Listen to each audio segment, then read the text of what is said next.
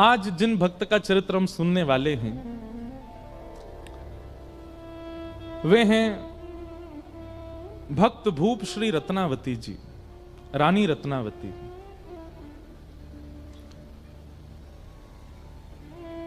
भक्त भूप, भूप मतलब राजा। और भूप शब्द किसके लिए प्रयोग होता है ये हमने आज भी बताया, कल भी बताया। जो ठाकुर जी से ज्यादा ठाकुर जी के भक्तन के भक्त हैं। दासानुदासो भवतास्म भूय, ऐसी भक्त भूप श्री रत्नावती जी।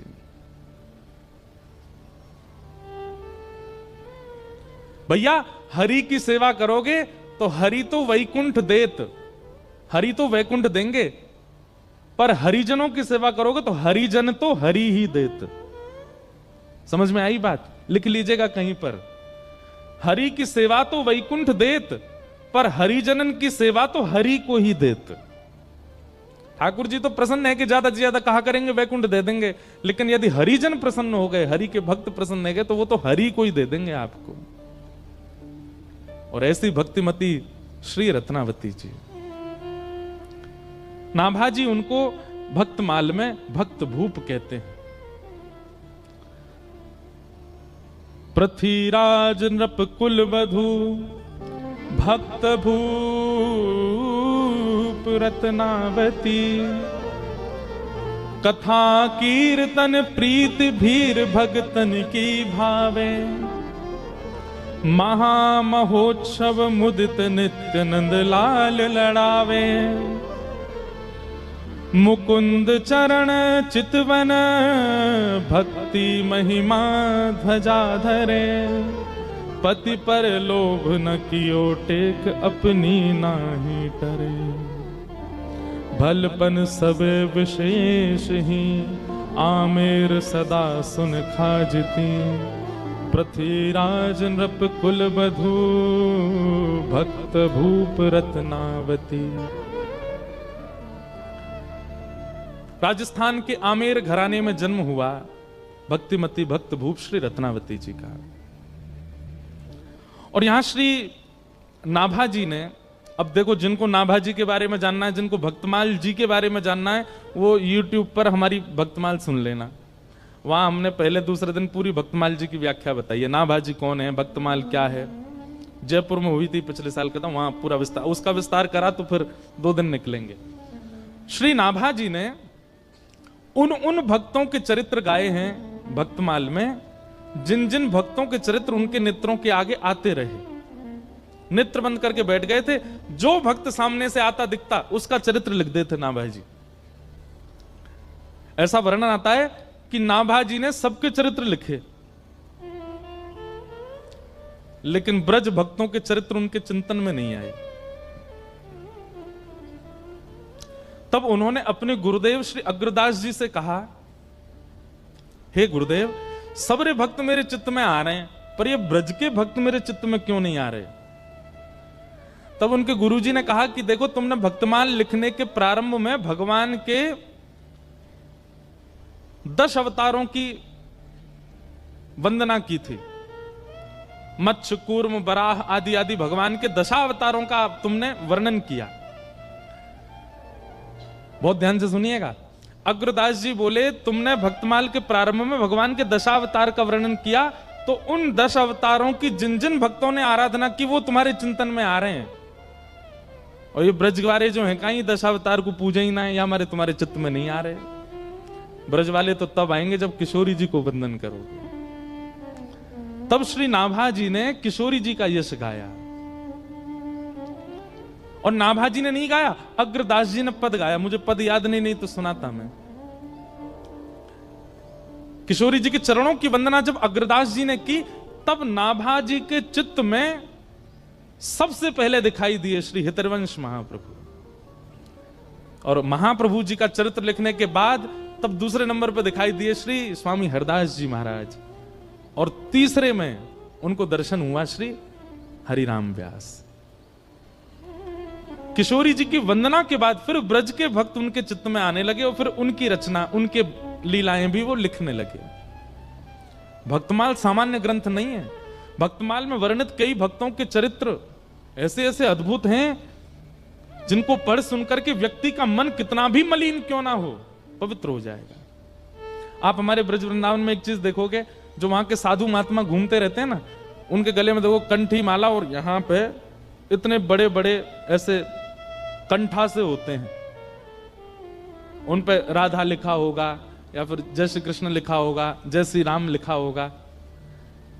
अगर वो मोटे और चौड़े हैं तो उनके भीतर भक्तमाल जी हैं, वो भक्तमाल पहन के रहते हैं 24 घंटा अपने कंठ में, क्योंकि ऐसी भावना है कि यदि किसी व्यक्ति के प्राण निकल रहे हों और अंतिम श्वास लेते समय भक्तमाल जी यदि छाती पर रखी होंगी तो भक्तमाल में जितने भक्त हैं वो सब प्रकट होकर के उसको ठाकुर जी के निकुंज में लेकर के जाएंगे। ऐसी भक्तमाल जी की भावना है। तो उन्हीं भक्तमाल जी में श्री नाभा जी ने रत्नावती जी का चरित्र, और रत्नावती जी के चरित्र में भक्त भूप रत्नावती, मैंने जितने भक्तों के चरित्र लिखे हैं उन भक्तों की अगर मैं राजा कह दूं, मैं अगर उन भक्तों की अधिष्ठात्री कह दूं तो कोई कमी नहीं। रत्नावती जी कौन है? रत्नावती महाराज पृथ्वीराज जी की कुल वधू, आमेर के राजा पृथ्वीराज, उनकी बहू हैं, उनकी कुल वधू हैं। पृथ्वीराज जी भी पहले बहुत वामपंथी थे, बाद में ये भी वैष्णव हो गए। आप लोग वैष्णव का अर्थ क्या लगाते हो? वैष्णव का अर्थ क्या होता है? जो तिलक धारण करे, कंठी माला पहने, तुलसी आराधना करे, एकादशी व्रत करे, नाम जप करे, वो वैष्णव है। ये तो एक परिभाषा है ही। वैष्णव की दूसरी परिभाषा क्या है? सुनिए, जो पुण्य की कामना ना करे, जो देवताओं का यजन अपनी किसी स्वार्थ के लिए ना करे,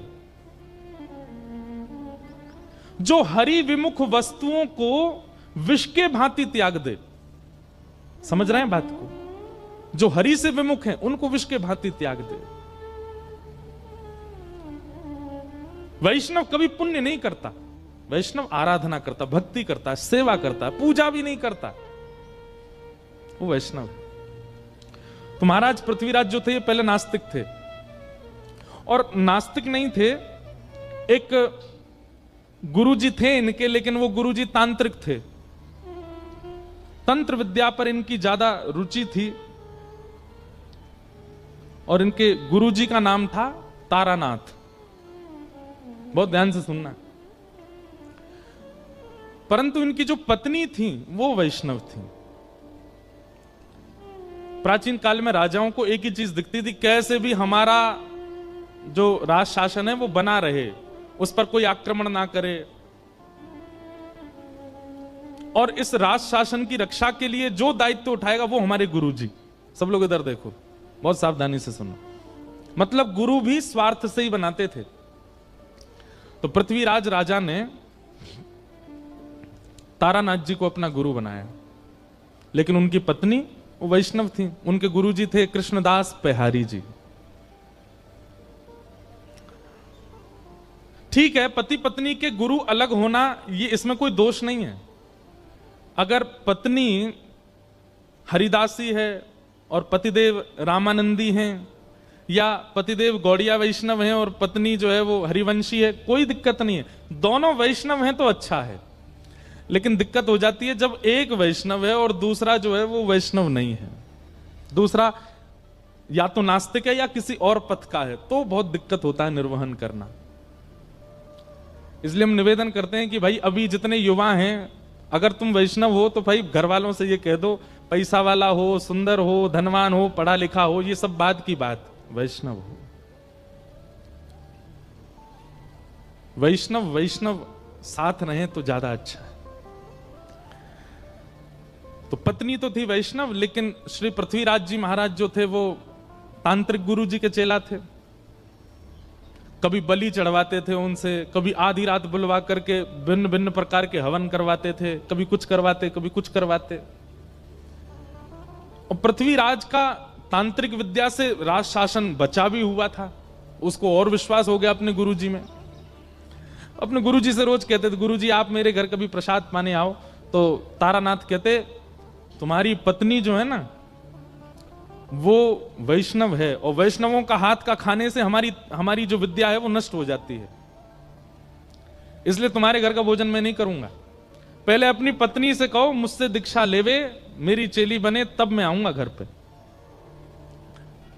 अब तो घर में पहले कोई विवाद नहीं था, लेकिन अब विवाद होने लगा। क्यों? पृथ्वीराज जी आते और अपनी पत्नी से रोज लड़ते, तुम्हारी वजह से गुरु जी घर नहीं आ रहे हैं, तुम वैष्णव हो, तुम ठाकुर जी की सेवा करती हो, तुम्हारे गुरु जी कृष्णदास पेहारी जी इसलिए गुरु जी नहीं आते, तुम्हारी वजह से हमारा घर जो है गुरु जी के चरणों से नहीं अंकित हो पाया।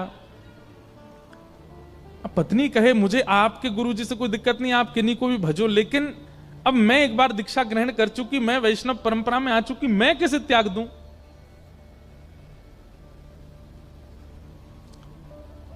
गुरु जी तो घर आते ही नहीं थे। एक समय ऐसा आया कि पृथ्वीराज ने भी घर पर प्रसाद पाना बंद कर दिया, आश्रम जाते गुरु जी के पास ही भोजन करते। अब इससे परेशान हो गई उनकी पत्नी, अब क्या करें? तब एक दिन कृष्णदास पेहारी जी के दर्शन करने के लिए पत्नी गई और उन्होंने जाके चरणों में निवेदन किया, गुरु जी मुझे कोई दिक्कत नहीं कि मेरे पति के गुरुदेव अलग, पर उनकी वजह से घर में ये सब होता है, वो मुझे जबरदस्ती कहते हैं इनसे दीक्षा लो, आप कुछ कृपा करो। कृष्णदास पेहारी जी ने केवल इतना पूछा, तुम्हारे पति के गुरुदेव वैष्णव हैं कि नहीं, ये बताओ। बोले नहीं वैष्णव तो नहीं, वो तो तंत्र विद्या करते हैं, नींबू टांग दो, मिर्ची यूं कर दो, यहां पे ये कर आओ, वहां पे पीछे दिया जलाओ, पीछे मुड़ के मत देखना, ऐसे ऐसे क्रिया करवाते हैं, ये वैष्णव का काम नहीं। और एक बात और बोले आपको, बुरा तो नहीं मानेंगे, आजकल हम सब लोगों का रुझान भी ऐसी जगह बहुत ज्यादा हो गया। कई लोग आते, महाराज जी हम बहुत दुखी हैं, हमारे जीवन में बहुत कष्ट है, तो हम उनसे अगर सीधे कहते नाम जप किया करो, ये महाराज जी कुछ नहीं जानते, यूं कह रहे नाम जप करो, लेकिन उनको एक बात कह दो, सुनो आगामी सोमवार से रात के 12 बजे स्नान करना। अच्छा, फिर कोरे वस्त्र पहनना जो पहले नहीं पहने हों, ठीक है, और बाल गीले ही रहने देना, सुखाना मत, कोई है नहीं ऐसे ही है, बाल गीले रहना। अच्छा ठीक है, गीले रहेंगे, शैम्पू लगाएं कि नहीं, लगा लेना। और फिर एक शुद्ध आसन लेना, उस पर बैठ जाना। अच्छा सीधे बोल दिया आसन पर बैठ के नाम जब, तो भी नहीं, आगे 2 पात्र रखना, एक पात्र में पूड़ी रखना, दूसरी पात्र में रोटी रखना, एक पात्र में अचार रखना, दूसरे पात्र, ऐसे 2-4 आइटम बता दो, और फिर बैठ करके हरे कृष्ण कृष्ण कृष्ण हरे हरे, हरे राम राम राम, इसकी 108 माला करना।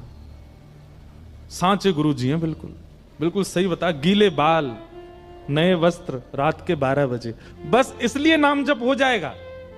महाराज जी पूड़ियों का क्या करना है, सुबह उठ करके गैया को खवा देना, तुम्हारे सारे संकट मिट जाएंगे। बस महाराज, दीक्षा कब दे रहे हैं गुरु जी आप तो ज्यादा जानकार हैं। मतलब हमको सीधे सीधे कह दिया जाए कि नाम जप से कल्याण होगा, तो हम लोगों में विश्वास नहीं उठता। और वही बात यदि 4 जगह घुमा करके कुछ ऊट पटांग बातें बोल के कह दी जाए तो हम मान लेते हैं।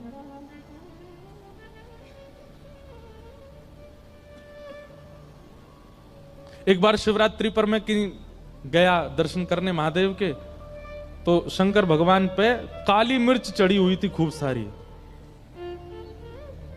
मैंने कि ये क्या है? बोले कि वो कुछ चढ़ा गए, ऐसे ऐसे होता है ये करने में, नहीं जय हो। आज शंकर जी बेचारे पजर गए होंगे। क्यों? वैष्णव इन सब में इतने उसके लिए नाम सबसे बड़ा है, उसके लिए सेवा सबसे बड़ी, उसके लिए कथा सबसे बड़ी। अपना कर्म करता रहेगा, गिरना उठना ये तो स्वाभाविक है, संसार में सबके साथ होगा। किसी एक क्रिया से आप कभी ना गिरो, ऐसा नहीं हो सकता।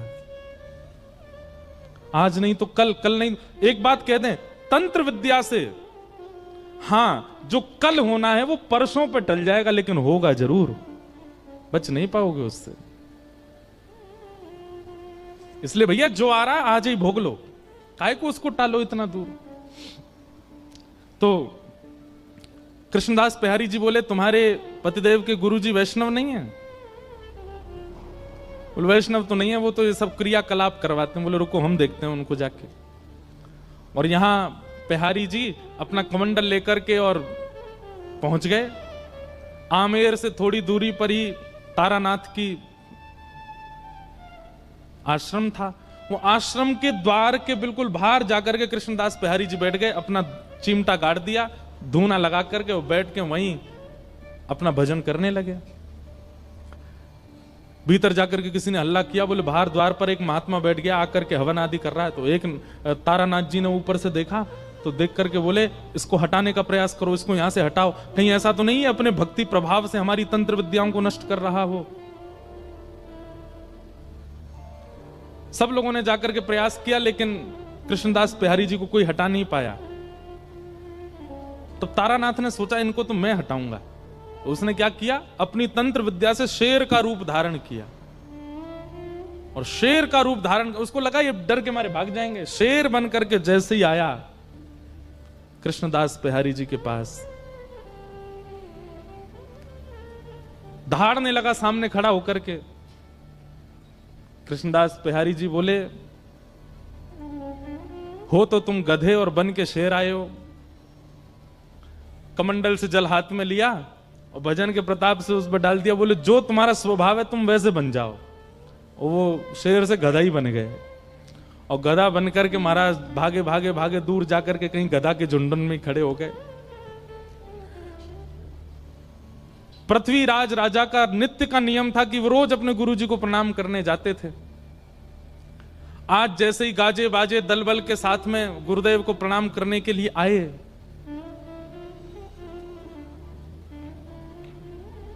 तभी पृथ्वीराज राजा ने देखा कि गुरुदेव के आश्रम के द्वार पर कोई महात्मा बैठा है और मंदिर के जितने और संत थे वे सबरे हाथ जोड़ करके रो रहे हैं सामने बैठ के। पृथ्वीराज अपने घोड़े से उतरे, बोले कि क्या हुआ और ये महात्मा कौन है, गुरुजी कहां हैं? बोले हमारे गुरुजी शेर बन के आए थे इनको डराने के लिए, पर इन्होंने कुछ कर दिया, गुरुजी मिल नहीं रहे, पता नहीं कहां चले गए। पृथ्वीराज रोने लगा, गुरु के प्रति बड़ी निष्ठा थी उनकी। बोले भगवान मेरे गुरुदेव कहां है? बंधु एक बात और कहें, गुरु की परख भी कथा से होती है। हम दीक्षा नहीं देते अभी, और बहुत सारे बच्चे चाहते हैं कि दें। हम कहते पहले कथा सुनो, और कथा सुनते सुनते सुनते सुनते एक दिन ऐसा होगा, या तो स्वप्न में, या तो अनुभव में, या तो दृष्टि में। अभी क्या होता है कि कथा से आपके ऊपर प्रभाव ऐसा पड़ता है, आपको लगता है यही गुरु जी बढ़िया है, इन्हीं कोई गुरु बनाओ जो कथा सुना रहे हैं। नहीं, ये गुरु शिष्य का संबंध प्रभाव देख करके नहीं करना है। गुरु जी अपने आप आपके चित्त में प्रकट होंगे, अपने आप आपको ऐसा कुछ होगा, जिनकी दृष्टि, जिनका स्वभाव, जिनकी चाल चलन, जिनका रूप, जिनकी वाणी आपको स्थिर कर दे, और कोई भावना चित्त में प्रकट ना हो, समझ जाओ वही आपके गुरु हैं। उन्हीं के प्रति गुरु भाव रखो, गुरु निष्ठता रखो।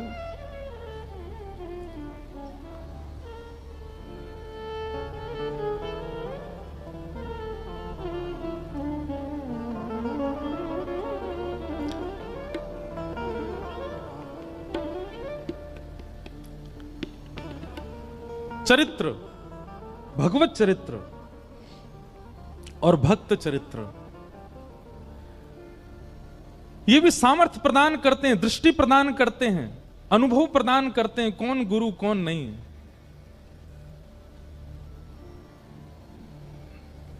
बहुत सावधानी से सुनो।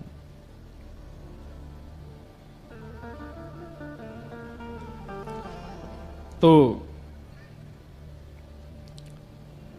पृथ्वीराज व्याकुल हो गए और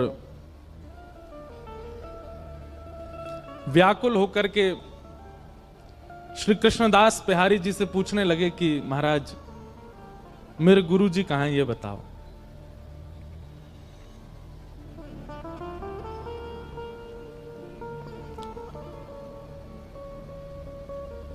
मैं निवेदन कर रहा था कि गुरु बोध भी सत्संग कराता है। कई बार कई लोग ऐसे प्रभाव में पढ़ करके भी गुरु बना लेते हैं, और फिर बाद में उनको लगता है कि शायद हमारे जीवन में परिवर्तन नहीं हो पाया।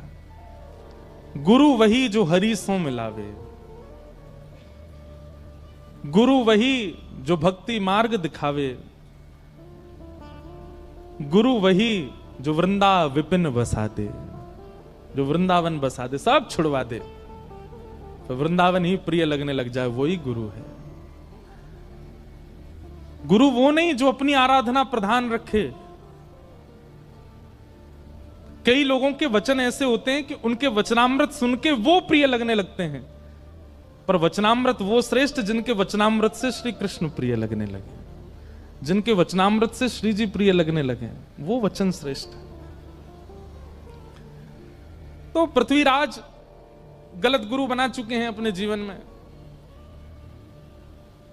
आज पेहारी जी के सामने जाकर के बोले, महाराज मेरे गुरु जी कहां हैं, मैं आपसे कुछ नहीं चाहता, अपने पूरे आमेर के किले को आपके चरणों में न्योछावर कर दूंगा, बस मेरे गुरुदेव का पता बता दीजिए वो कहां है।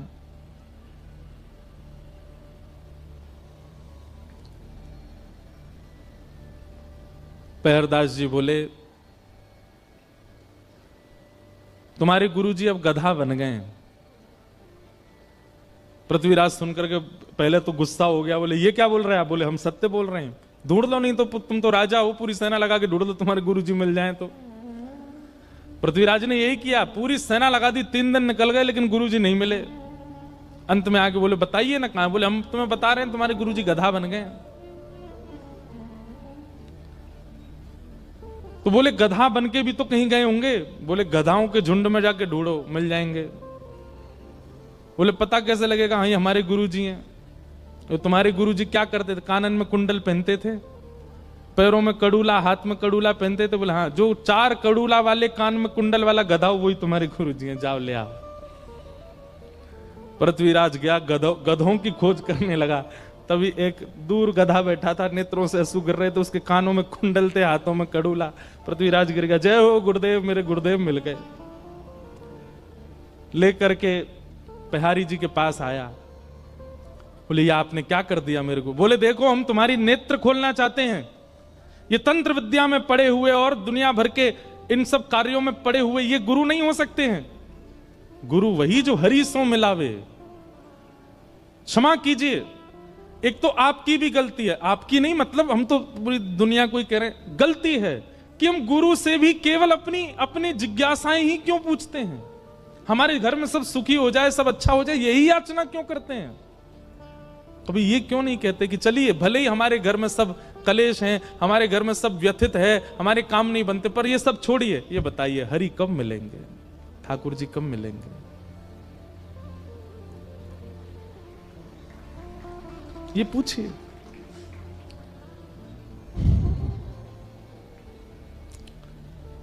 पेहारी जी ने कहा, तुम्हारे गुरुजी तंत्र विद्या बहुत जानते थे, इनसे कह दो अपने आप अपने रूप में आ जाएं। तो गधे को पकड़ के अब पृथ्वीराज कह रहे, गुरुजी आप आ जाइए अपने रूप में, दिखा दीजिए इनको। गुरुजी सिर हिलाने लगे, बोले मैं नहीं आ पा रहा हूं। तो पेहारी जी के चरणों में कहा कि मेरे गुरुदेव को पुनः आप मानव बना दीजिए, मैं वचन देता हूं मैं आपका शिष्य हो जाऊंगा, मैं वैष्णव हो जाऊंगा, पूर्ण वैष्णव हो जाऊंगा। तब पेहारी जी ने कमंडल से जल लेकर के छिड़का और तारानाथ अपने पूर्व रूप में व्यवस्थित हो गए।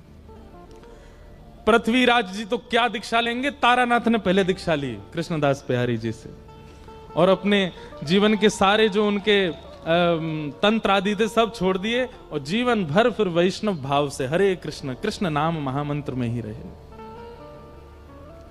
और यह देख करके पृथ्वीराज राजा ने भी उनसे दीक्षा ली। अब घर में मानो जैसे ठाकुर जी किलोल करने लगे, क्योंकि पत्नी भी वैष्णव है और पृथ्वीराज भी वैष्णव हैं और श्री कृष्णदास पेहारी जी उनके गुरु हैं। पृथ्वीराज नृप कुल वधू भक्त भूप रत्नावती। ऐसे पृथ्वीराज जी की कुल वधू हुई कौन? भक्तमती, भक्त भूप रत्नावती, भक्तों की राजा श्री रत्नावती जी। रत्नावती जी का स्वभाव कैसा है? कथा कीर्तन प्रीत भीर भक्तन की भावे। 2 प्रकार की भक्ति पद्धति होती हैं। एक तो होती है साधक पद्धति और एक होती है भक्त पद्धति। साधक पद्धति में आप जितना हो सके आपको एकांत में रहना पड़ेगा, ना लोगों से मिलिए, ना किसी के प्रसंग में जाइए, ना किसी को अपने पास बुलाइए, जितना हो सके एकांत में रहकर के भक्ति मार्ग को चुनिए। ये साधक पद्धति है, एकांत वासा।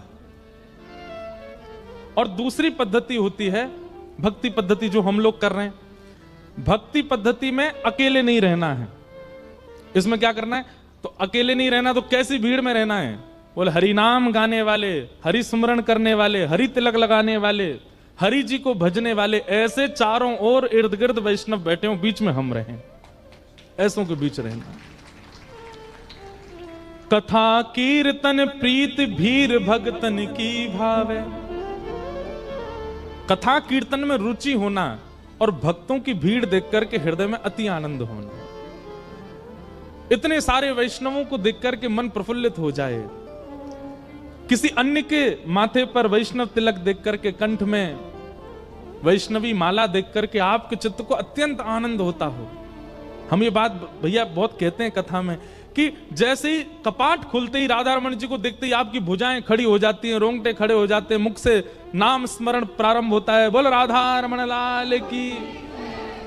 ऐसे ही राह चलते भाई कोई भक्त को देख करके रेलवे स्टेशन, बस स्टैंड पर या एयरपोर्ट पर कोई वैष्णव देखा और कोई लज्जा ना करी, तुरंत बोले महाराज श्री राधा वल्लभ लाल की।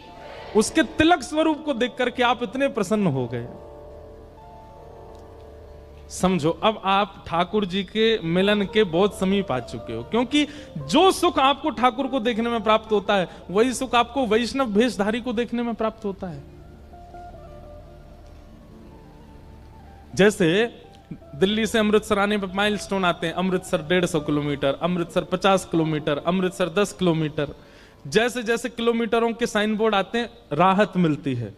ठीक वैसे ही भक्ति पथ पर यह एक साइन बोर्ड है कि एक अन्य वैष्णव को देख करके आपके चित्त को बहुत शीतलता मिलती है, बहुत आनंद मिलता है।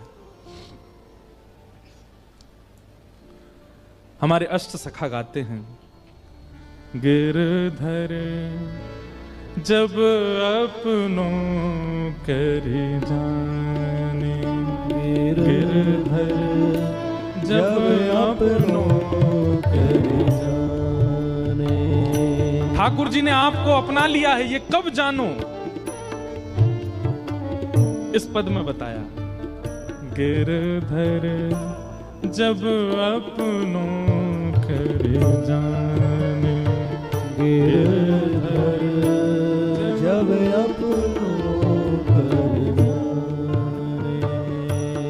होता को मन भगतन की सेवा, ताको मन भगतन की सेवा, ताको मन भगतन की सेवा, ताको मन भगतन की सेवा। भक्त चरण रज सदा लुभाने, भक्त चरण रज सदा लुभाने, भक्त चरण रज सदा लुभाने, भक्त चरण रज सदा लुभाने। जब अपनों कर जाने, गिरधर जब अपनों कर जाने, गिरधर जब अपनों कर जाने, गिरधर जब अपनों कर जाने। ताको मन भक्तन की सेवा। ऐसी प्रीति जब भक्तों के प्रति बढ़ जाए तब समझो गिरधर अब अपना रहे हैं धीरे धीरे। तो श्री रत्नावती जी के लिए कह रहे हैं श्री नाभा जी, कथा कीर्तन प्रीत भीर भगतन की भावे। भक्तों की भीड़ भाती है, वैष्णवों की भीड़ भाती है। महामहोत्सव मुदित नित्य नंद लाल लढ़ावे। दिव्य उत्सव करती हैं। कल हमने निवेदन किया था कि अगर घर में ठाकुर जी हैं और उनके ऋतु अनुसार उत्सव नहीं होते हैं, ऐसे घर में ठाकुर जी रहते नहीं, पर चले जामे। इसलिए जैसे कैलेंडर में जो जो उत्सव होते हैं ना, प्रमुख वृंदावन के उत्सव, उन उत्सवों के कैलेंडरों पर चिन्ह लगा लिया कीजिए वर्ष के प्रथम में ही। और पूरी दुनिया में आपको ब्याह में जाना, शादी में जाना, लगन में जाना, इधर जाना उधर जाना, सबसे कह देना भैया इन तिथियों में हम नहीं आ सकते, क्योंकि इन तिथियों में हमारे ठाकुर जी का उत्सव है, हम अपने लाल जी का उत्सव करेंगे। उत्सव करो ठाकुर जी के, मधुर मधुर उत्सव, ठाकुर जी को बहुत प्रिय लगता है। और सबसे बड़ी बात, ठाकुर जी श्रम निवृत्त होते हैं उत्सव में, श्रम दूर होता है। नित्य महोत्सव करती हैं रत्नावती। मुदित नित्य नंद लाल लढ़ावे, ठाकुर जी को लाड़ लड़ाती हैं, क्योंकि श्री रत्नावती जी के जो गुरु जी हैं वो कौन हैं? गोसाई श्री विठलनाथ जी। अभी चरित्र हम सुनेंगे तब पूर्ण व्याख्या करूंगा। श्री वल्लभ कुल के आचार्य श्री गोसाई विठलनाथ जी की आप कृपा पात्र थी, और वल्लभ कुल में ठाकुर जी को लाड़ लड़ाने की सेवा है। जैसे हरिवंशियों में, हमारी हरिवंश परंपरा में नाम जप, आचार्य प्रणाली का पाठ और निकुंज में प्रिया प्रियतम की सेवा सहचरी भाव से, यह प्रधान है। ऐसे ही स्वामी श्री हरदास जी की परंपरा में नाम रज की सेवा, नाम सेवा, निकुंज लता गुल्मों की सेवा और प्रिया प्रियतम की सखी भाव से सेवा। लेकिन श्री वल्लभ कुल में ठाकुर जी लाला हैं, छोटे से लाला हैं। इन पे चलो ना जावे हमें चलवानो है, इन पे खायो ना जाए को हमें खवानो है। इनके छोटे छोटे दांत हैं, वहाँ के अनुसार नरम नरम रोटी बनानी है। अभी गर्मी को समय आ गया हो तो ठाकुर जी को ऋतु अनुसार ये इत्र लगाना। अन्य संप्रदाय में तो आप कोई भी इत्र कभी भी लगा दो, पर वल्लभ कुल में तो ऋतुओं के अनुसार ये इत्र लगेगा। गर्मी में ठाकुर जी को गुलाबी लगेगा, मोंगरा ही लगेगा, खसका ही लगेगा। सर्दी आ जाएगी तो ठाकुर जी को हिना का लगेगा, ठाकुर जी को कस्तूरी का लगेगा। ये सब भाव रखे जाते हैं वहां पर। इस भाव से सेवा की नेक से लाला है, इसलिए नंदलाल लढ़ावे। एक बार का प्रसंग है कि श्रीनाथ जी की सेवा चल रही थी और एक बिल्ली आ गई भीतर गर्भगृह में। तो ठाकुर जी खड़े खड़े, जैसे बिल्ली आई, गुसाई जी श्रृंगार कर रहे थे, तो ठाकुर जी बोले, ओए बिल्ली आ गई, बिल्ली आ गई, बिलौटा आगो, जाए भगाओ, जाए भगाओ। गुसाई जी ने बिल्ली भगाई, बिल्ली भगा के बोले, आप त्रिलोकीनाथ हो, आप जगत नियंता हो, पूरा विश्व आपने बनाया, जो बिल्ली हो आपने बनाई हो, यही तो डर रहे हो। भाई मानव डरे तो बात समझ में आती, किसी से बनावे वारो ही डर रहा है। ये सुनते ही ठाकुर जी मंदिर छोड़ के जाने लगे। गुसाई जी पीछे पीछे दौड़े, जय जय कहां अपराध है क्यों, मैंने कहा कर दियो, आप कहां जा रहे हैं? बोले तुम सबरे मुंह को लाला मानो और लाला मान के मेरी सेवा करो। और जब मुंह को लाला मानो है तो फिर लाला को तो डर भी लगे, लाला को तो रोनो भी आवे, लाला को तो भय भी लगे। लेकिन तुम परमात्मा ही मान रहे हो तो फिर परमात्मा की तरह ही सेवा करवाऊंगा अपनी। लाला मानो है तो फिर लाला मान के भजो। वल्लभ कुल में ठाकुर जी को लाला मानते हैं। जन्माष्टमी के दिन बाकी जगह तो नाचेंगे गाएंगे, पर वल्लभ कुल में झुंझुना दिखाते हैं ठाकुर जी को। ठाकुर जी के आगे फिर के नहीं घुमाते हैं, ठाकुर जी के आगे गेंद उछालते हैं। क्यों? छोटे से लाला है, ये भाव। तो महामहोत्सव मुदित नित्य नंद लाल लढ़ावे, और मुकुंद चरण चितवन भक्ति महिमा ध्वजधारी। रत्नावती जी के लिए कहा गया कि बोले कैसी भक्ति है इनकी? बोले ध्वजधारी। ध्वजा दूर से ही दिख जाती है। मतलब एक तो होता है किसी की भक्ति उसके समीप जाकर के पता चली या उसको देख करके पता चली, पर रत्नावती जी की भक्ति तो दूर से ही अनुभव हो जाती थी। जब से रत्नावती जी का आगमन हुआ तब से आमेर के सीमा में प्रवेश करते ही लोगों को भक्ति भावना उत्पन्न होने लग जाती है। ऐसी रत्नावती जी की, इसीलिए उनको ध्वजाधारी कहा। पति पर लोभ न कियो, टेक अपनी नहीं टारी।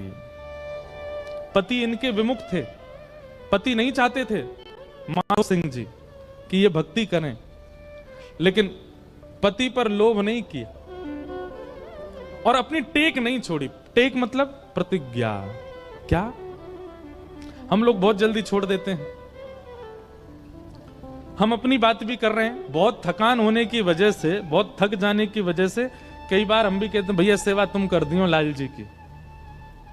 आज हम भी ये चरित्र पढ़ करके ये बात समझ में आ रही है, चाहे निद्रा टूटे, चाहे भोजन छूटे, लेकिन ठाकुर जी की सेवा नहीं छूटनी चाहिए। टेक नहीं छोड़नी है, अपनी प्रतिज्ञा नहीं छोड़नी। जो प्रतिज्ञा है वो प्रतिज्ञा पूरी होनी चाहिए। बिना टेक के यदि आपकी भक्ति है, बिना प्रतिज्ञा के यदि आपकी भक्ति है, वो भक्ति बहुत लंबे समय तक टिक नहीं पाएगी। बोलो गंगा मैया की जय। हमारे भगवत धाम हरिद्वार के पूज्य महाराज जी, परम पूजनीय स्वामी श्री विवेकानंद जी महाराज हमारे मध्य में पधारे हैं। महाराज जी अभी अमृतसर प्रवास पर हैं, इसलिए कथा में आज दर्शन देने के लिए पधारे हैं। भज राधे गोविंद गोपाल, भज राधे गोविंद गोपाल, भज राधे गोविंद गोपाल, भज राधे गोविंद गोपाल, भज राधे गोविंद गोपाल, भज राधे गोविंद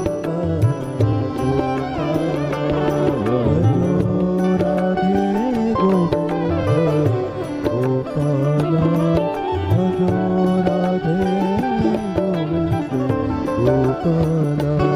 भज राधे गोविंद गोपाल, भज मुरली मनोहर नंदलाला, भज राधे गोविंद गोपाल, भज मुरली मनोहर नंदलाला, भज राधे गोविंद गोपाल, भज मुरली मनोहर नंदलाला, भज राधे गोविंद गोपाल, भज मुरली मनोहर नंदलाला, भज राधे गोविंद गोपाल,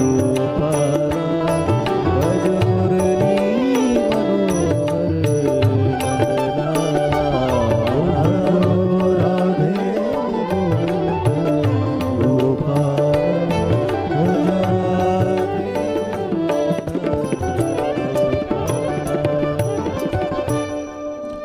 गुरु वृंदावन बिहारी लाल की जय। तो राजा माधव सिंह जी की पत्नी श्री रत्नावती अपनी टेक नहीं टारी। चरित्र ऐसे प्रारंभ होता है कि एक वैष्णव का संस्पर्श भी यदि जीवन में है तो ठाकुर जी उसके माध्यम से भी आपको प्राप्त कर सकते हैं। बहुत सावधानी से सुनिए सब लोग।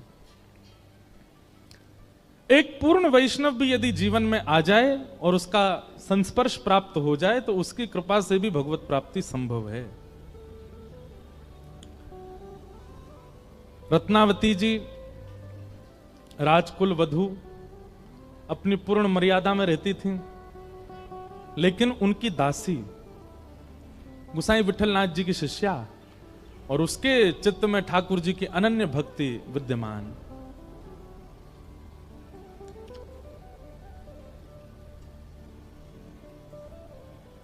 सेवा में रहती वो दासी कभी कभी बैठती सेवा से निवृत्त होकर के किसी खंबे से टेक लगा करके, हे माधव, हे मधुसूदन, हे मुरारी, हे कृष्ण, हे वृंदावनेश, ऐसे नाम उच्चारण करती।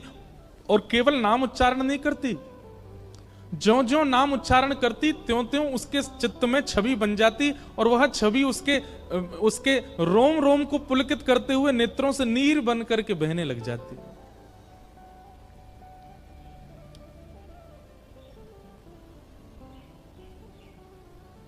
कृष्ण नाम जब ते सुनो रियाली, भूली री भवन में तो बाबरी भई रे। कृष्ण नाम जब ते सुनो रियाली।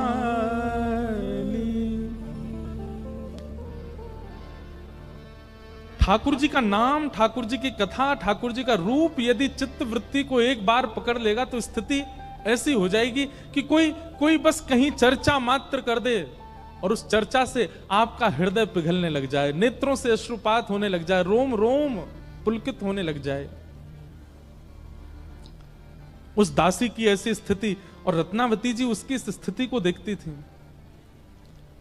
कृष्ण माधव मुरारी मधुसूदन नाम आदि उच्चारण करती और बस बैठी बैठी रुदन करती रहती। रत्नावती जी का हृदय इतना कोमल, इतना सीधा, अभी जानती नहीं है कि जिनका नाम बोलती है वो है कौन, लेकिन उस दासी की स्थिति देख करके रत्नावती जी के भी नेत्र सजल हो जाते हैं।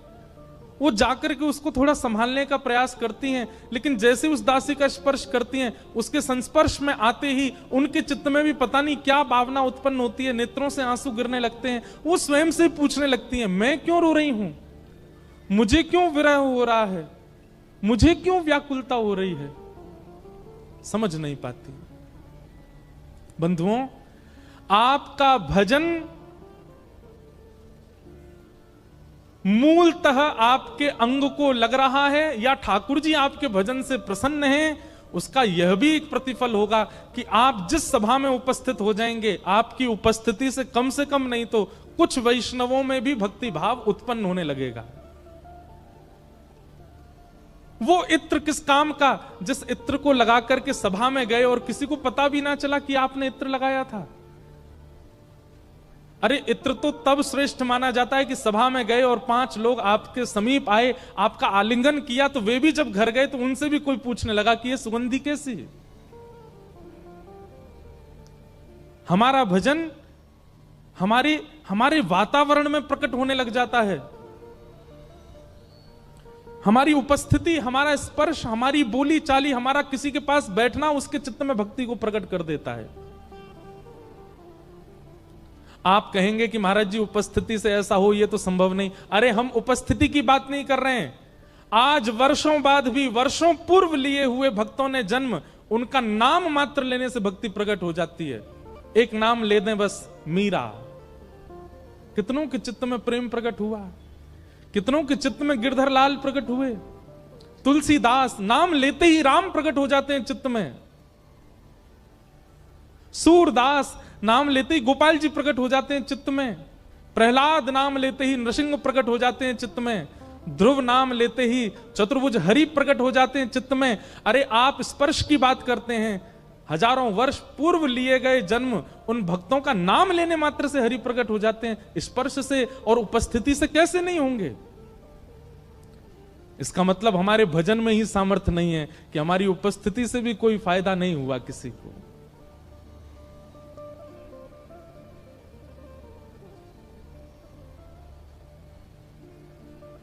हमारे वृंदावन के, हमारे बरसाने के, नंदगांव, गोवर्धन के ऐसे कई भजनानंदी महात्मा हैं, यदि वे अभी उपस्थित हो जाएं पंडाल में, उनकी उपस्थिति मात्र से पूरे पंडाल के वैष्णव भक्तों में एक अद्भुत प्रेम का संचार हो जाएगा, उपस्थिति से। क्योंकि भजन भाव, भजन बल है जीवन में। रत्नावती की वो दासी है तो दासी, पर उसका भजन बल ऐसा है कि एक राजवंश के भोगों में सदा लिप्त रहने वाले लोगों में जन्मी रत्नावती, उसको देखने मात्र से नेत्र सजल होते हैं। और स्पर्श करके तो रत्नावती ऐसी व्याकुल हो गई, स्वयं से पूछ रही हैं, मैं क्यों रो रही हूं, मुझे इतना रोना क्यों आ रहा है? अरे नाम तुम बोलती हो, नेत्र मेरे सजल क्यों होते हैं? दासी को जब चेतना आई तब वह बताती है कृष्ण कौन है,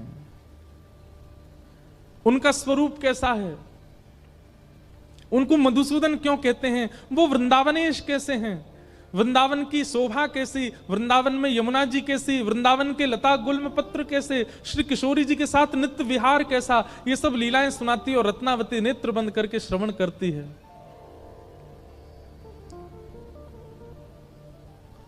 सत्संग सत्संग होता है, उसमें कोई बड़ा कोई छोटा नहीं होता है। एक दासी की कृपा से एक महारानी भक्त हो गई, ये रत्नावती जी के चरित्र में आता है।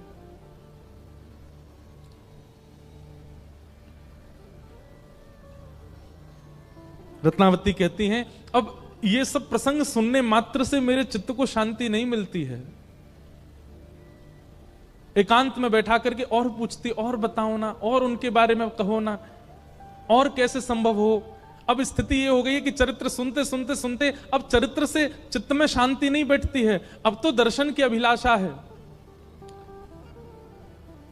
दर्शन को नैना तपे, वचन सुनन को कान, मिलवे को हियरा तपे, हिय के जीवन प्राण, गोवर्धन वासी सांवरे, तुम बिन रयो न जाए, गिरिराज लढ़े ते लाढ़ले, तुम बिन रयो न जाए।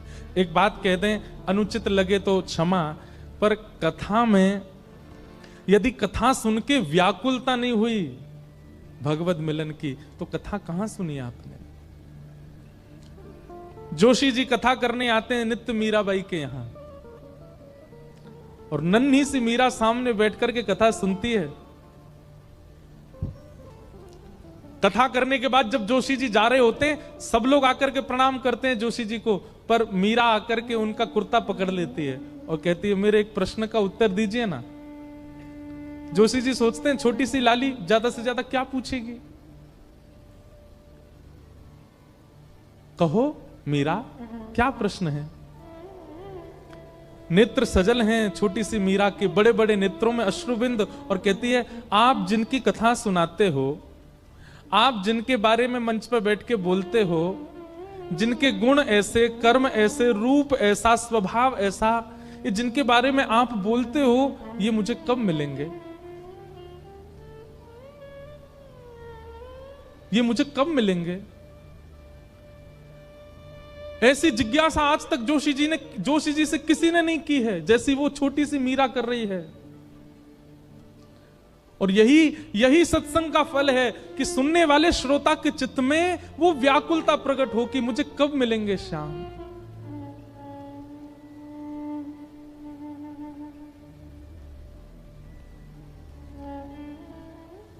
जोशी जी से कहती है मीराबाई, आप इतना सुंदर उनका चरित्र सुनाते हैं, इतनी सुंदर सुंदर उनकी बातें बताते हैं, आप मिले हो उनसे। ये जो उनकी व्याकुलता है, यही भक्ति में आवश्यक है। हम व्याकुल ही नहीं हैं, हम चिंतित ही नहीं है मिलने के लिए, बस कथा सुनते हैं, थोड़ी चित्त को शांति मिलती है, घर चले जाते हैं। पर रत्नावती इतने में शांत होने वाली नहीं है। अब रोज दासी से कहती है मुझे अब इससे मेरे चित्त को शांति नहीं, मुझे मिलना है, मुझे देखना है उनको, मुझे दर्शन करना है उनका। तब दासी रत्नावती जी को छुपा करके ले गई गुसाई विठलनाथ जी के पास और वहां गुरु दीक्षा ग्रहण कराई, और गुरु दीक्षा दिला करके एक नीलमणि ठाकुर जी सेवा में लेकर के आई हैं। अब तो जब से रत्नावती ने ठाकुर जी की सेवा प्रारंभ की है, पूरे दिन तो उनकी सेवा में रहती हैं, और रात्रि जैसे शयन कराती हैं ठाकुर जी को शयन कराते ही रत्नावती भी सो जाती हैं। एक क्षण भी जागती नहीं, तुरंत सो जाती हैं, और निद्रा में जाकर के स्वप्न में अपने सेवा के ठाकुर के साथ ही लीला करती हैं। उनके साथ कभी भ्रमण पे जाती हैं, कभी कभी निकुंज में रहती हैं, कभी यमुना जल में क्रीड़ा करती हैं, कभी कोई क्रीड़ा। मतलब अब रात दिन जागृत सुसुप्ति अवस्था एक क्षण भी ठाकुर के बिना रहती नहीं है रत्नावती।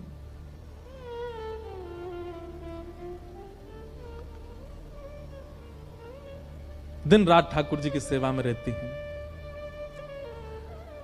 बंधुओं, मुझे आश्चर्य होता है इस चरित्र में कि एक दासी, उसके प्रति सदैव दासी का ही भाव रहता है बड़े लोगों का, लेकिन उस दासी की स्थिति और भाव देख करके एक महारानी इस भक्ति की अवस्था में पहुंच गई। आप इससे क्या समझते हैं? रत्नावती भक्त नहीं बनना चाहती है, रत्नावती भक्ति मार्ग में नहीं आना चाहती है। इतने सामान्य से प्रयास से एक महारानी भक्त बन जाती है, इसका यही रूप है। वो नहीं भक्त बनना चाहती है, ठाकुर जी उसको भक्त बनाना चाहते हैं। ठाकुर जी चाहते हैं कि ये मेरी सेविका हो, ये मेरी दासी हो। श्रीमद् भागवत के 10वें स्कंद में भक्तों के लक्षण बताए गए और उनमें परम भागवत के लक्षणों में यही बात कही गई है कि उनको हरि प्रिय हैं, ये भक्त नहीं हैं। परम भागवत कौन है? बोले हरि को जो प्रिय हैं वो परम भागवत है। एक बात हम कह दें, हमको कोई इस बात को कहने में संकोच नहीं है, हम सबको हरि प्रिय हैं, पर हम में से कुछ ही होंगे जिनको हरि प्रेम करते हो, जो हरि के प्रिय हो। हमारी भक्ति की स्थिति इतनी ही है कि हमको हरि और अच्छे लगते हैं, और अच्छे लगते हैं, और प्यारे लगते हैं, पर हरि को हम कब प्यारे लगेंगे? रत्नावती को हरि प्रिय नहीं है, हरि को रत्नावती प्रिय है। आप बड़े बड़े महापुरुषों की कथा सुनकर के भी हरि प्रिय नहीं बन पाते, वो दासी के प्रवचन सुनकर के हरि प्रिय बन जाती हैं। ठाकुर जी की दृष्टि। नारायण कवि गाते हैं,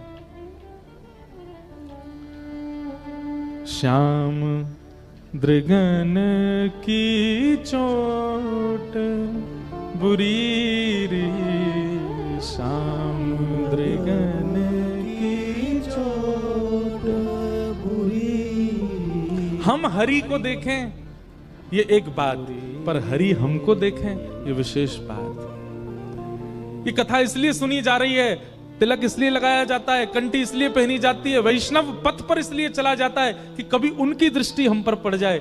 लेकिन उनकी दृष्टि पड़ गई तो स्थिति ऐसी हो जाएगी। श्याम दृगन की चोट बुरी रे, श्याम दृगन की चोट बुरी,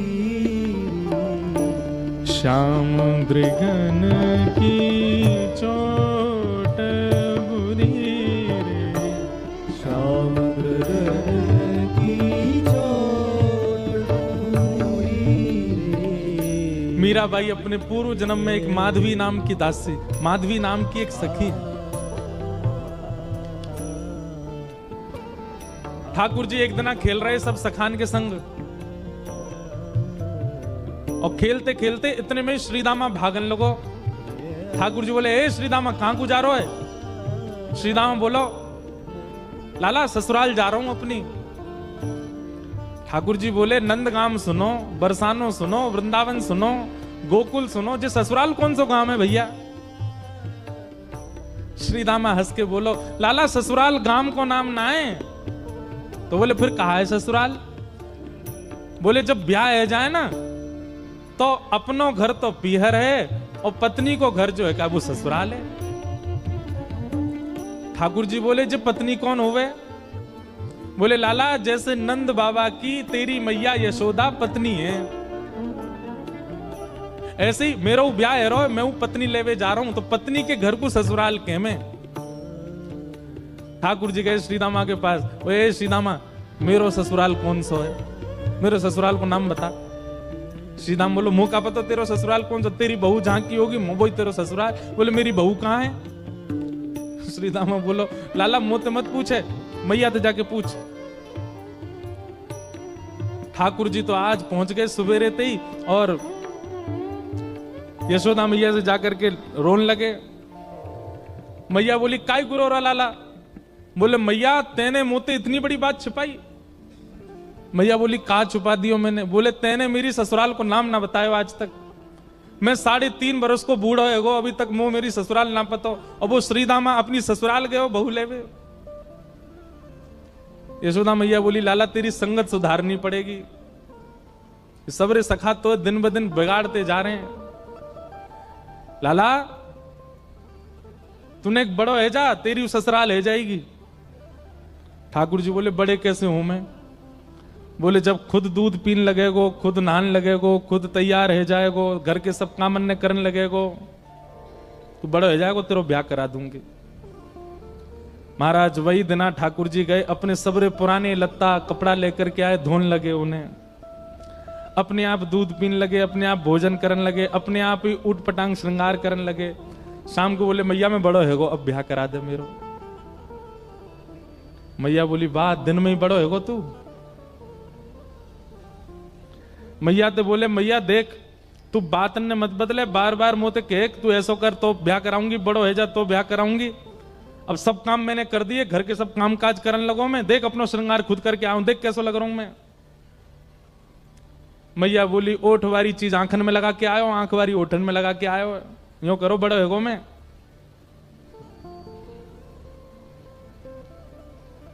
ठाकुर जी बोले मैया मेरो ब्याह करा दे, नहीं तो श्रीदामा बहू लेके आ रहा हूं, बाकी बहू ले आऊंगा मैं, वही की बहू को ले आऊंगा, वही की ससुराल को अपना बना लूंगा। तभी एक सखा दौड़ो दौड़ो आया, बोले ए लाला देख श्रीदामा बहू लेके आ गो। बहू को नाम सुनते ही ठाकुर जी तो मचल गए, लेके चल मुंह को जल्दी। मैया रोकने लगी, बोले लाला ने सुधर के तो जा, कैसो बन के जा रहा है? ठाकुर जी तो दौड़े दौड़े गए, बोले कहां ते आ रहे हो? बोले वहां ते आ रही है, पालकी में बैठ के बाकी बहू आ रही है। ठाकुर जी पहुंच गए, बीच रास्ता में रोक ले, सबको कथा पता है। माधवी की मां ने पहले ही मना करके भेजा था कि बोले तेरे सखा, तेरे पति जो श्रीदामा, उनके जो सखा कृष्ण है उनको मुख मत दिखाइयो। ठाकुर जी पालकी में घुस गए, हाथ पांव जोड़ के कहने लगे भाभी जी एक बार ने अपना मुख दिखाए दो, लेकिन माधवी ने नहीं दिखाया। अब देखो भक्त नहीं चाह रहा है कि ठाकुर जी को मैं मुख दिखाऊं, पर ठाकुर जी तो देख रहे हैं ना। आप कितनों भी उनको देख लो, लेकिन आपके चित्त में भक्ति को संचार तभी होगी जब उनकी कटाक्ष आप पे पड़ेंगे। तो एक बात तो सिद्ध है कि यहां बैठे जितने भी हैं, एक बार भी यदि नाम के प्रति प्रेम आपके चित्त में बढ़ रहा है तो ठाकुर जी ने कभी तो देखे, भूल के ही सही देखे तो हैं हम, तभी हमारे चित्त में भाव उत्पन्न। ठाकुर जी कह रहे हैं देख ले, बड़े बड़े जोगी, बड़े बड़े तपस्वी, बड़े बड़े ध्यानी हमारे मुख को देखवे के काजे तड़पे, और हम तेरे सामने बैठे तू हमें मोहना दिखा रही अपनो।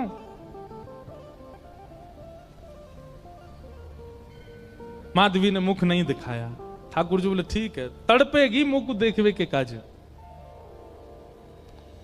माधवी बोली मोए ना तड़पनो, मेरे पास मेरो खसम है, वही देख लूंगी, तो मैं काई को देख। ठाकुर जी बोले वचन दे के जा रहा हूं, तड़पेगी। जैसे छोटे से बालक कभी कभी बड़ी बड़ी बात करते हैं तो बड़े लोग उसको मजाक में लेते हैं, ऐसी माधवी ने भी मजाक में लिया, देखा ही नहीं ठाकुर जी को।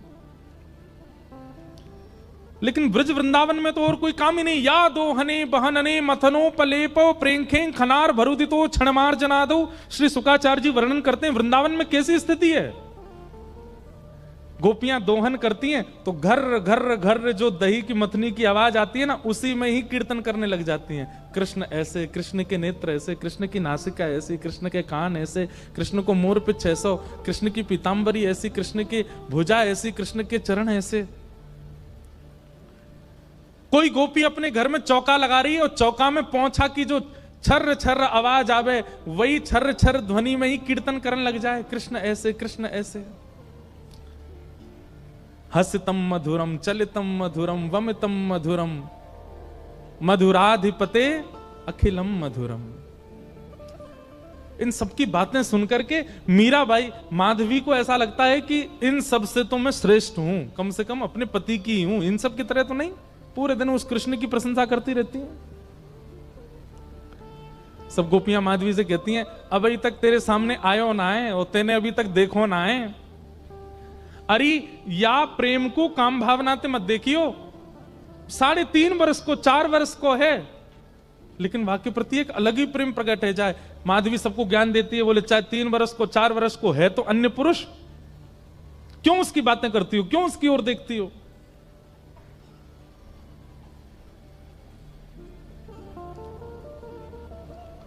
लेकिन 24 घंटे गोपियों के बीच में रहती माधवी को और कोई चर्चा ही नहीं सुनाई देती।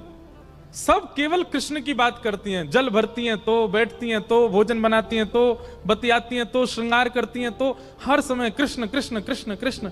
माधवी ने कुछ समय अकेले रहने का भी प्रण लिया, लेकिन अकेले रह नहीं सकती, जंगल है, कहां अकेली जावे, जाना पड़ता है उसको। अब यहां देखो माधवी चाहती नहीं है ठाकुर जी के सन्मुख आना, वो चाहती नहीं चर्चा सुनना, लेकिन ठाकुर जी चाहते हैं ना। बस यही हमारी भक्ति का भाव है, ठाकुर जी बस चाह जाए हमारे लिए। अभी वो चाहे नहीं है, अभी तो प्रयास हमारी ओर से चल रहा है। जिस दिन उनका प्रयास हो गया उस दिन हमारी भक्ति सार्थक हो जाएगी। और वो प्रयास हमारे लिए करें, उसी के लिए सब नियम है। अब तो माधवी 24 घंटा ठाकुर जी का नाम सुनती है। एक दिन रात में सोई तो अब कानों में कृष्ण कृष्ण कृष्ण कृष्ण गूंज रहा है, तो कान बंद करती है। पता नहीं पूरे दिन इतना नाम सुनती हूं कि अब तो कानों में भी यही गूंजता है। कान बंद करके सोती है तो स्वप्न में कृष्ण ऐसे हैं। अब कृष्ण देखे नहीं है, लेकिन उसको श्याम वर्ण, पीली पीतांबरी, वंशी, मोर पिच्छ सब अनुभव होता है। उठ के बैठ जाती है, नेत्रों को मीटती है, क्या करूं मैं, नहीं चाहती है स्वप्न मुझे आवे। श्याम दृगन की चोट बुरी रे, श्याम दृगन की चोट। ठाकुर जी देख लेंगे तो ऐसे है जाओ। अब धीरे धीरे माधवी की स्थिति ऐसी होने लगी कि अब वो ना चाह करके भी कृष्णमयी ही हो गई है। रात्रि में सोती, अचानक उठ बैठती है, ऐसा लगता है मानो जैसे उसका हाथ पकड़ लिया हो। रात्रि में सोती, अचानक से मोगरा की सुगंधी आने लगती है, गुलाब की सुगंधी आने लगती है, उठ के बैठ के डर जाती है, कौन आ गया। अब तो स्थिति ऐसी हो गई कि आधी रात और माधवी को ऐसा लगता है कि भोर हो गई, और तुरंत उठ करके जल्दी जल्दी वस्त्र धारण करती है, मटका उठाती है और दौड़ करके जाती है। अरे विलंब है गया, इतनी देर है गई, मैं अभी तक उठी नहीं, जबकि है आधी रात। दिन रात सब परिवर्तित हो गया।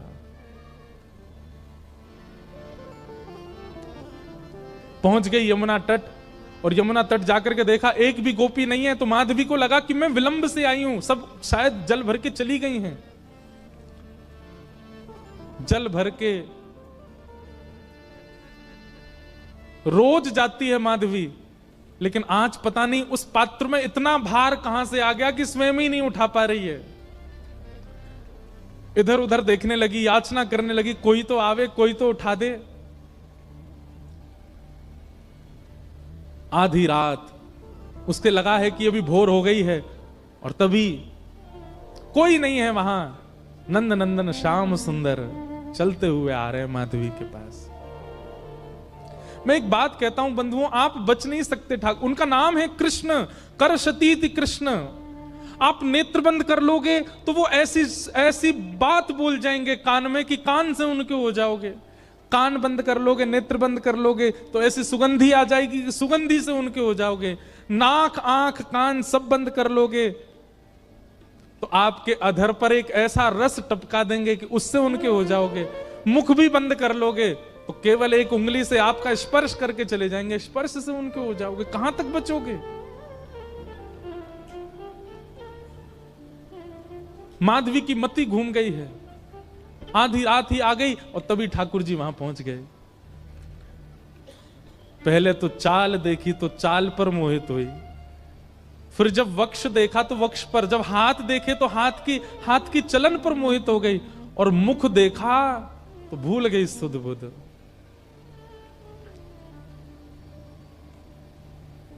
ठाकुर जी आए और आकर के मंद मुस्काए के बोले, हेरी गोपी उचाए ना पा रही, चल ले मैंने एक हाथ लगाए दूं, उचाले याकू। और एक तरफ से माधवी ने मटकी पकड़ी और दूसरी तरफ से ठाकुर जी आकर के नन्हे से गोपाल जी ने जैसे ही हाथ लगाया मटकी उठने लगी, लेकिन मटकी पर नेक सहारा देते माधवी रख लेती, ऐसा नहीं। ठाकुर जी मटकी उछा के जैसे जैसे मटकी उछ रही है वैसे वैसे ठाकुर जी लंबे होते जा रहे हैं और बिल्कुल माधवी के नेत्रन के सामने आकर के खड़े है गए। कटाक्ष नेत्रों के सामने कोई गोपी टिक नहीं पाती और माधवी को ठाकुर जी प्रत्यक्ष देख रहे हैं सामने खड़े हैं के।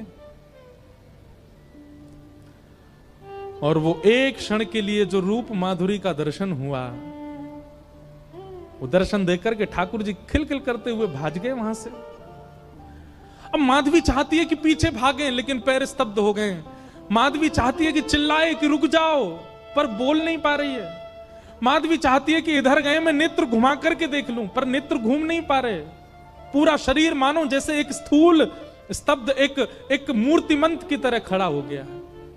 केवल नेत्रों से अश्रु गिर रहे हैं, कुछ नहीं कर पा रही, बेसुध है माधवी।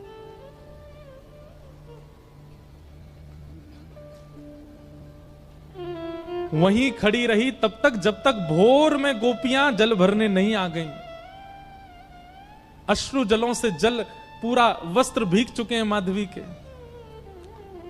और तभी सब गोपियां आई, आकर के अरे ये माधवी ये पहले ही आ गई जल भरवे। सब ने जाकर के हिलाया, स्पर्श के बाद भी माधवी हिल नहीं पा रही है। बस नेत्र लाल पड़े हैं, अपलक नेत्र हैं और नेत्रों से केवल अश्रु गिर रहे हैं। बोलना चाहती है, कहना चाहती है, चिल्लाना चाहती है, किसी को पकड़ना चाहती है, पर कुछ नहीं कर पा रही है। यह है ठाकुर जी की दृष्टि यदि पड़ गई तो ऐसी स्थिति हो जाएगी।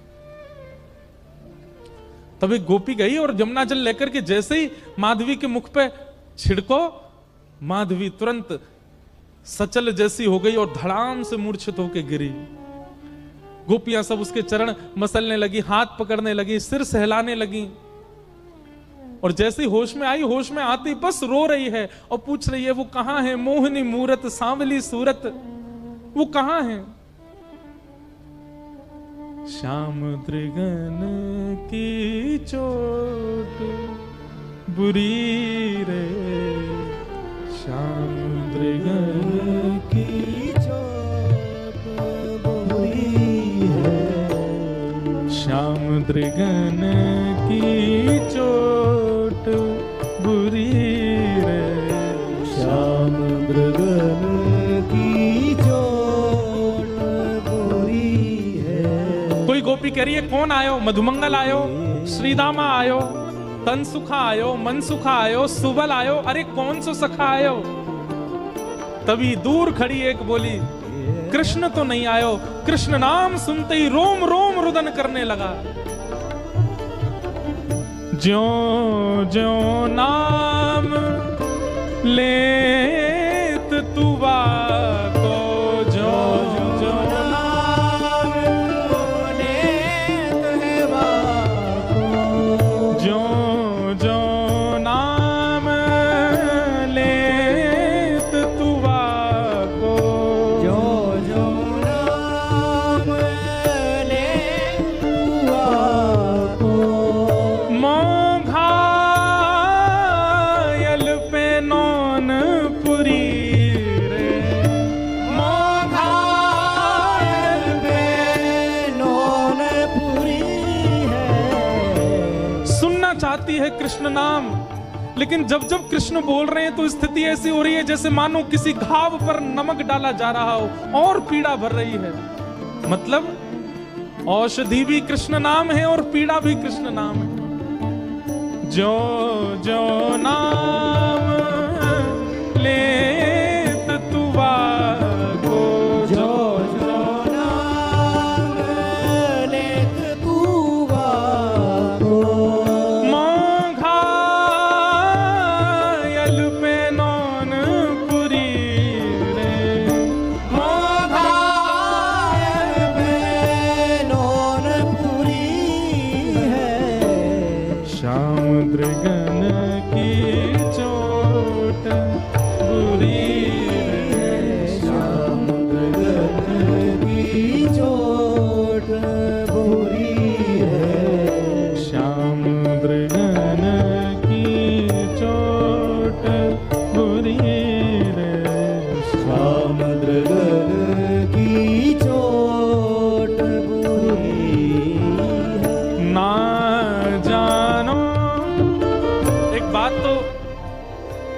एक बात तो आज साबित हो गई कि हम राधा रमन जी गए, लेकिन दर्शन करके सही सलामत बाहर आ गए। इसका मतलब उनने देखा नहीं हमको। यदि देखा होता तो कुछ तो होता उनके सामने, कुछ तो व्याकुलता होती, कुछ तो विरह उत्पन्न होता। आज पता नहीं क्यों ऐसा लग रहा है कि शायद ठाकुर जी ने आज तक देखा नहीं तो ये स्थिति तो कभी बनी नहीं हमारी।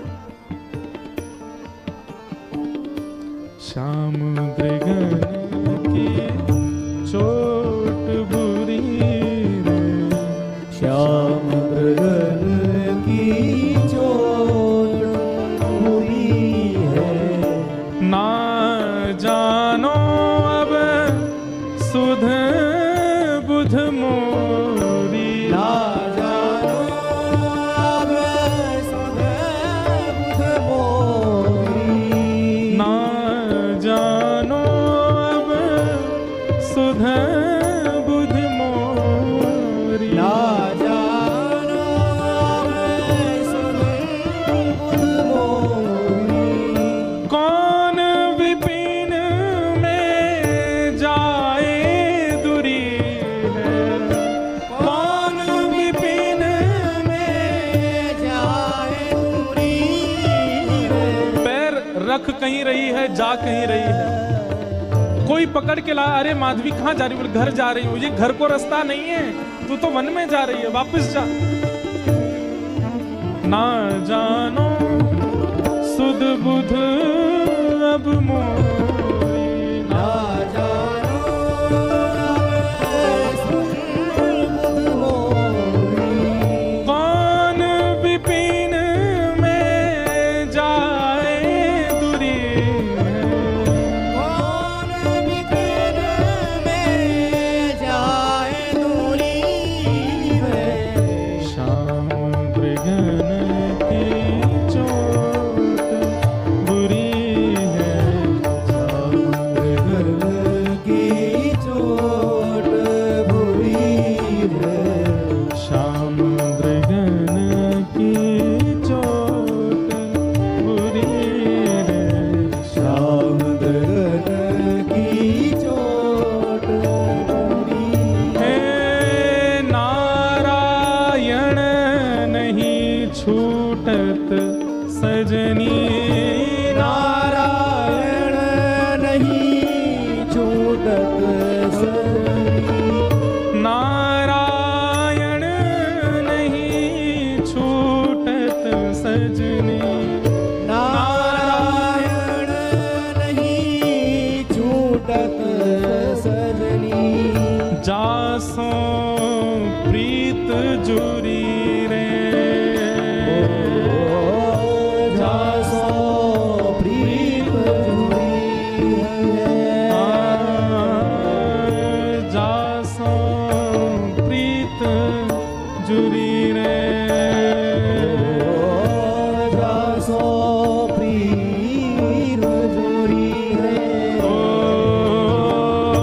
नारायण नहीं छूटत सजनी, नारायण नहीं छूटत सजनी। जासों प्रीत जुरी है, जासो प्रीत जुरी है। श्याम मृगन की चोट बुरी है, श्याम मृगन की चोट बुरी है। श्याम मृगन की चोट बुरी है। श्याम मृगन की चोट बुरी है। रत्नावती ऐसी हो गई है। पहले कथा से मन संतुष्ट होता था, परंतु धीरे धीरे अब मिलन की इच्छा प्रकट होने लगी।